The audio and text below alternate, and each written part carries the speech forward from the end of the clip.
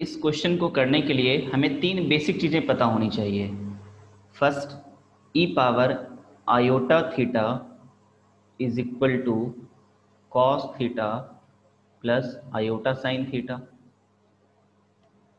Second, triangle ABC में ये side ए होता है, ये साइड बी होता है, ये साइड सी होता है।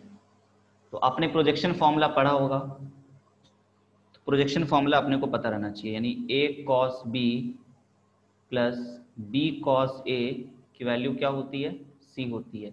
Similarly A cos C plus C cos A की वैल्यू भी बी होती है। ओके, और फिर साइन रूल का भी यूज होगा, A upon sine A equals to B upon sine B equals to C upon sine C. हालांकि इसकी जरूरत नहीं पड़ेगी।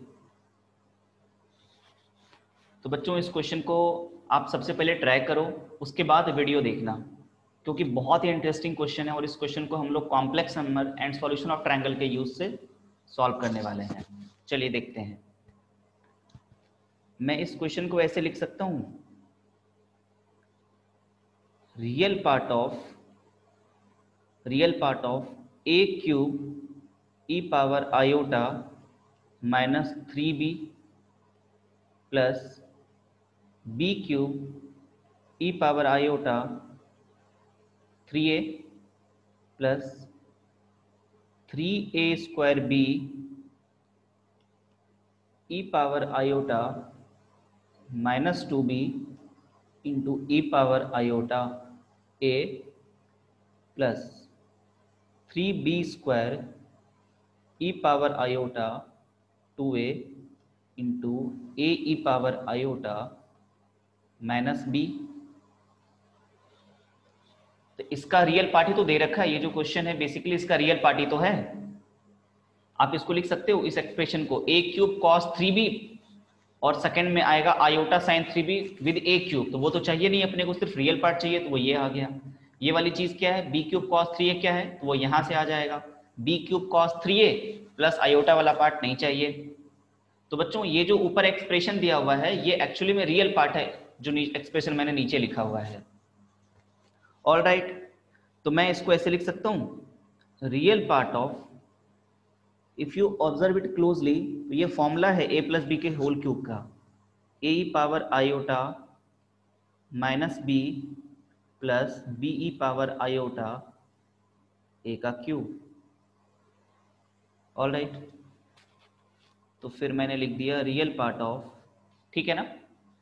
अब ये ए E power iota minus B को इस फॉर्मूला का यूज करो, क्या लिख सकते हैं, A cos B plus plus B sine iota minus B sine minus B, और फिर सिमिलरली इसको भी लिख देंगे B times cos A plus iota sine A. तो रियल पार्ट को एक साथ लिख लिया, A cos B plus B cos ए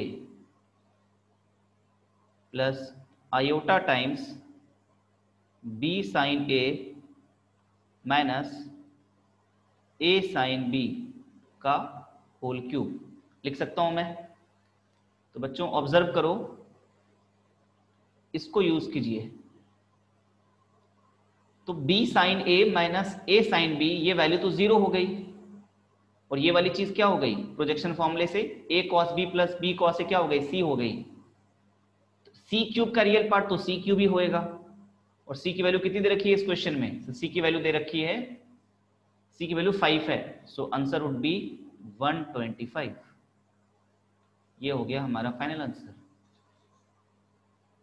तो बेसिकली इस क्वेश्चन में ऑब्जर्व ये करना था कि जो एक्सप्रेशन दे रखा है वो किस कॉम्प्लेक्स नंबर का रियल पार्ट है।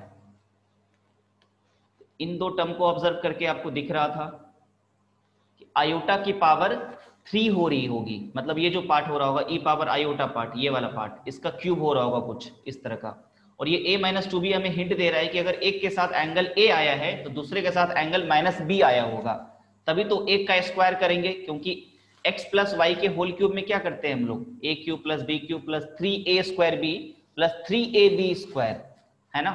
तो किसी एक का स्क्वायर होता है तो दूसरा वैसे ही लिख देते हैं हम लोग। तो वो यूज किया हमने और ये क्वेश्चन हो गया।